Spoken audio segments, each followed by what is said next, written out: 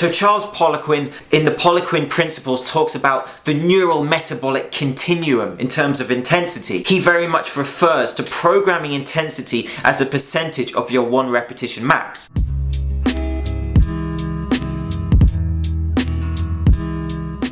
So I'm not affiliated to any company. I don't make any money from talking about other people, other content. And in this case, there's a company called Diesel Diva run by a lady called Bev, and I contacted her because I wanted to share her message. And this company is a very ethical company, and what they do is promote the idea of peace through sport. What Diesel Diva do is they sponsor a lot of upcoming athletes. Bev is also involved in a lot of fundraising. I'm proudly wearing her t-shirt, her performance wear Diesel Diva t-shirt here.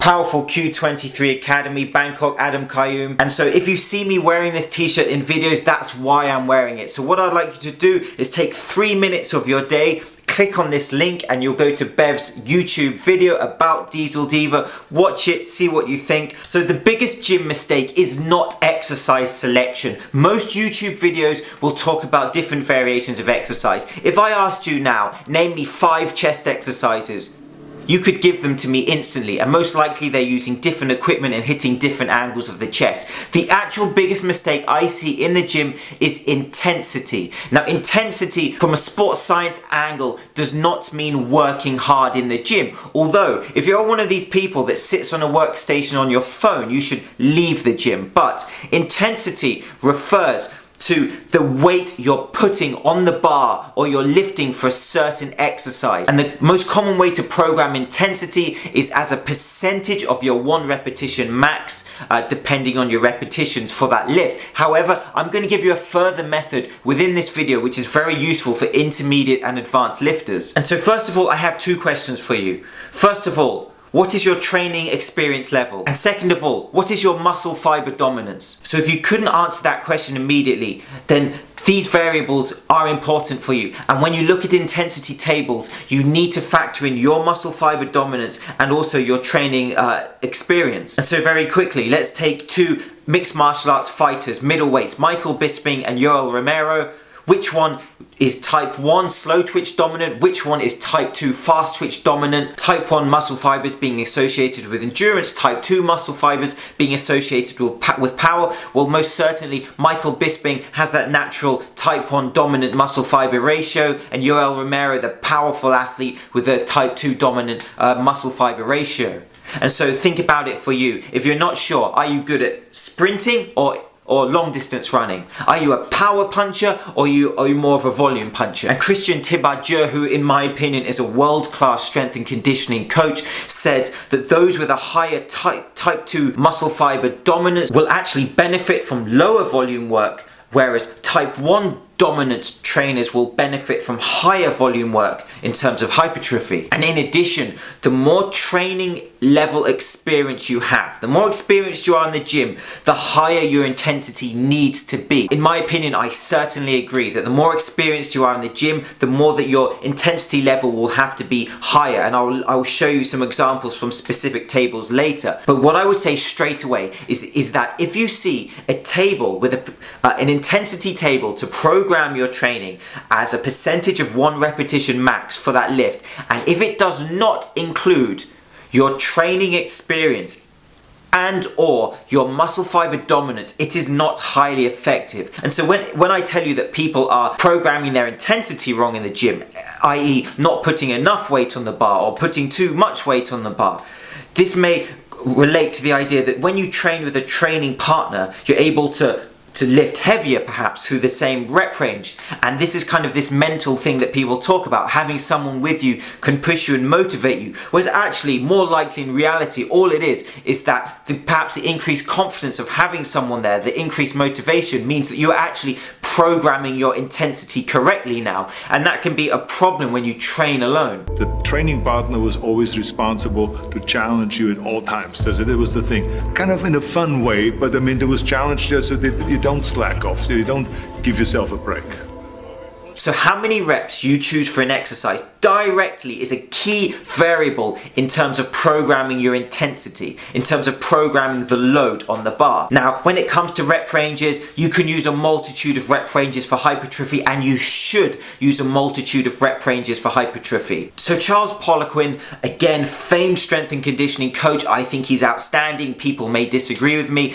In the Poliquin Principles, talks about the neural metabolic continuum in terms of intensity, and he very much refers to programming intensity as a percentage of your 1 repetition max. And this is incredibly valuable. I'm not saying it's not valuable. This is very valuable work. And for most people, for many people, especially beginners, but also many people, using a percentage of 1 repetition max can be perfectly effective for you. Although I believe there are better ways. And what Charles Poliquin says is that the programming of this intensity directly relates to the amount of tension that is accumulated throughout an exercise, and tension directly relates to hypertrophy, the building of muscle. Dr. Brad Schoenfeld is another person who very well breaks down the idea of tension for hypertrophy. We know that tension is a key variable in building muscle. And something that I will add here is that in addition to intensity, maintaining a conscious peak contraction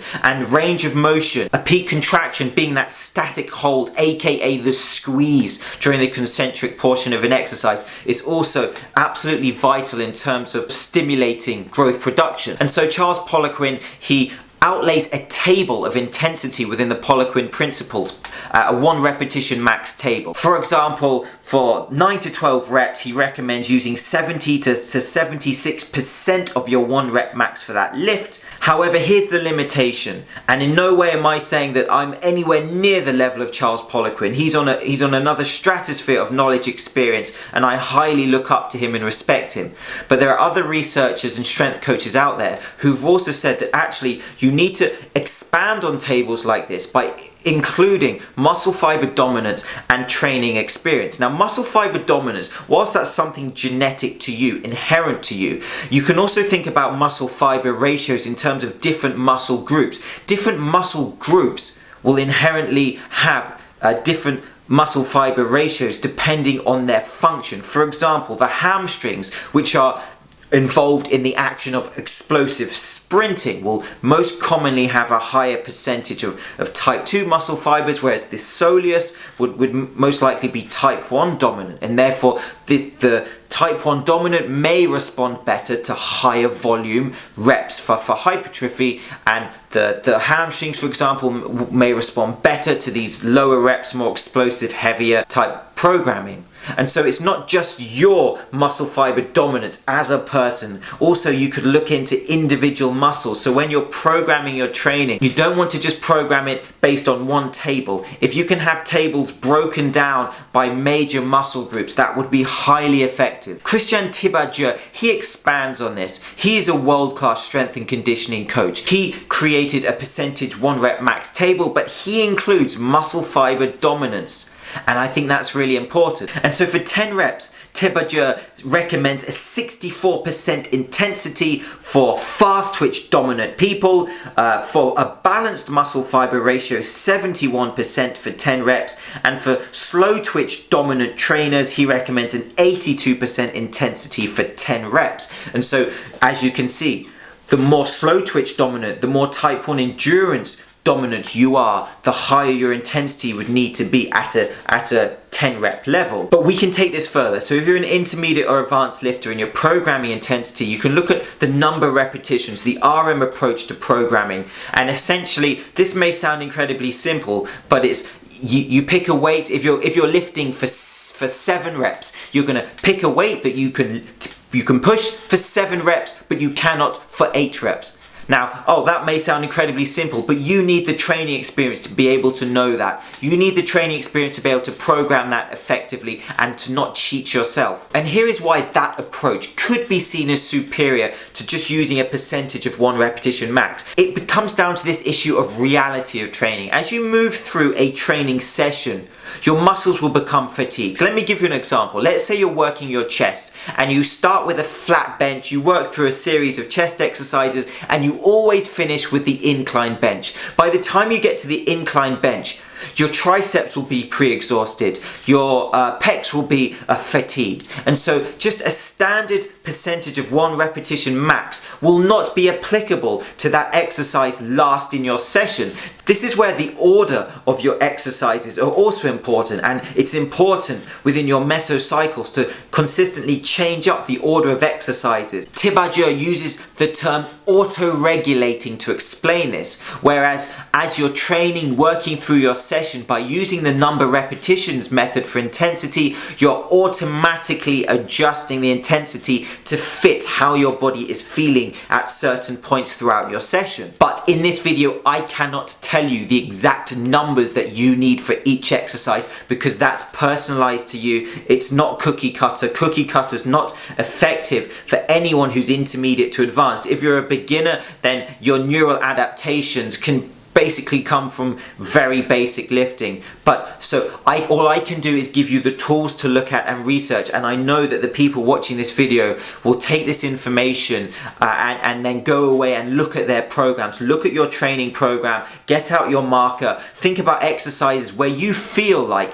you're not creating those gains, and I want you to look at your intensity. Go and look at the Poliquin principles, Christian Tibajur from T-Nation. There are plenty of free articles out there that you can look at and adjust your intensity. And so I'm James Linker, this is Shredded Sports Science. I'll see you soon.